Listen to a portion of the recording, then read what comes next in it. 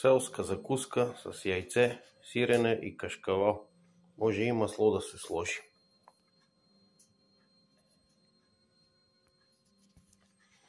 Намачкваме сиренето, ето така.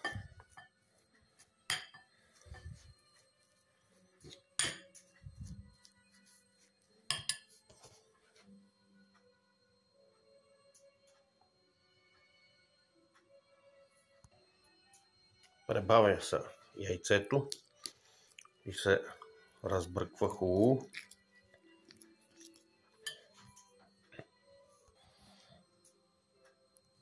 След като вече е разбъркано, хубаво добавяме кашкавал.